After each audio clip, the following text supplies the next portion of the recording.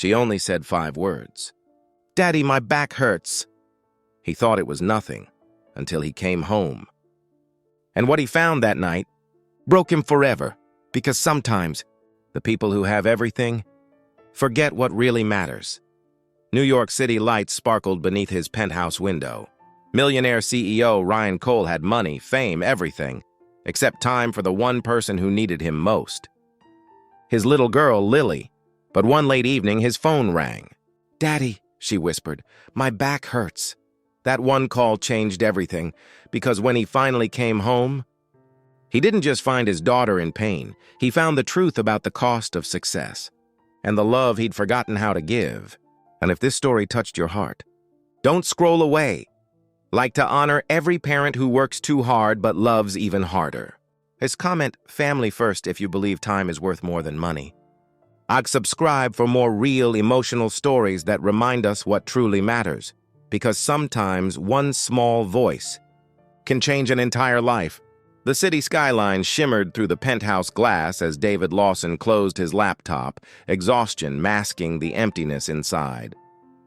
Another late-night meeting, another deal won, but every victory left him lonelier. His empire had grown, yet his home had grown silent. His 8-year-old daughter, Ella, lived under the same roof but in a different world. Most days, her laughter reached him only through closed doors or nanny reports. Success had made him powerful, but not present. He was reviewing another contract when his phone buzzed. Seeing her name, he smiled faintly. "Hey, princess," he said, still typing. "Daddy?" Her voice trembled. "My back hurts." He paused, hand hovering over the keyboard. "Did you fall, sweetheart?" "No," she whispered. "It just really hurts. Can you come home now?" His gaze flicked to the city clock tower, past 9 p.m. "I'll be there soon, okay?" He replied, distracted. But before he hung up, she added softly, "Daddy, I think Mommy would come home if I said it hurt this much." The words froze him. Emma. Her name still echoed in every quiet corner of his heart. She'd been gone for 3 years. One rainy night, one wrong turn, one shattered life. He'd buried his grief under deadlines, convincing himself that building his company could rebuild his world.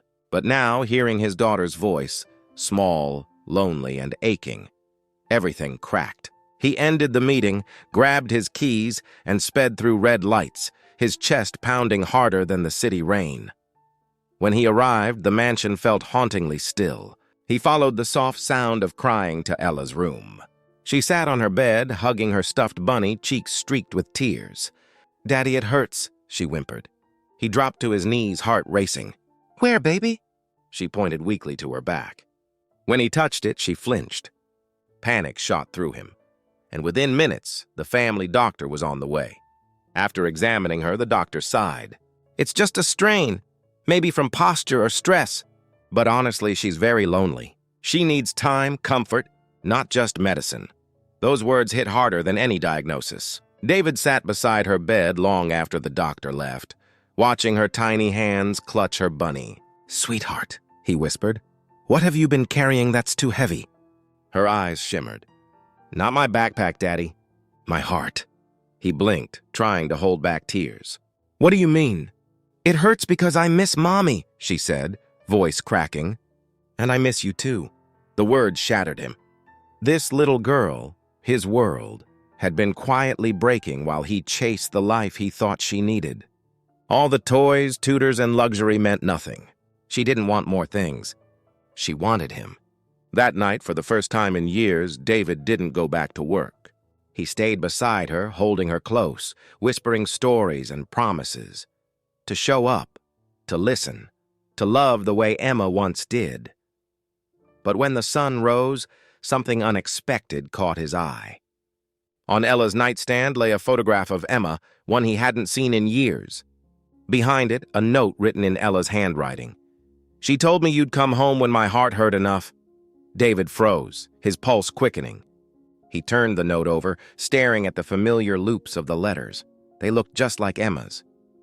"Who told you this?" he whispered.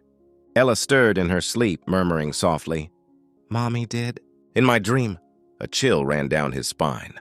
He sat there, breathless, realizing that maybe, just maybe, love never truly leaves. Sometimes a child feels what a parent forgets, and somehow, love finds a way to whisper through time. The next morning, David woke up to a sound he hadn't heard in years, laughter echoing through the halls. The smell of pancakes filled the air, warm and sweet.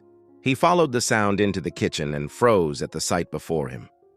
Ella stood on a stool, wearing her late mother's old apron, her hair tied up messily with a pink ribbon. "Breakfast for Daddy!" she cheered, waving a spatula like a wand. For the first time in years, David smiled, a real unforced smile that reached his eyes. He joined her at the table, his heart lighter than it had been in a long time. He watched her pour syrup, giggling as it overflowed. "Did you make that note on my nightstand?" he asked suddenly. She tilted her head, confused. "What note?" "The one that said, 'Mommy told you I'd come home when your heart hurt enough.'" Her fork paused mid-air. "But I didn't write that," she said softly. "Mommy did." The room went still. David's breath caught. "What do you mean, sweetheart?" Ella's voice dropped to a whisper. "Last night I dreamed Mommy was here." She touched my back and said, "Tell Daddy to come home before your heart forgets how to love." When I woke up, the paper was on my table. David's chest ached. He had seen the handwriting. He'd recognized it instantly, but refused to believe it. It was Emma's, her loops, her slanted letters, the same way she used to sign every birthday card. For years, he'd begged the universe for one more message from her. Now, through their daughter, it had come. That evening, he took Ella for a drive, not to the office, not to dinner, but to the park where he had first met Emma. The city lights flickered in the distance as he parked beneath an old oak tree. "This is where Mommy and I met," he said, voice thick. "I promised her I'd build a life where our family never had to worry." Ella leaned against him.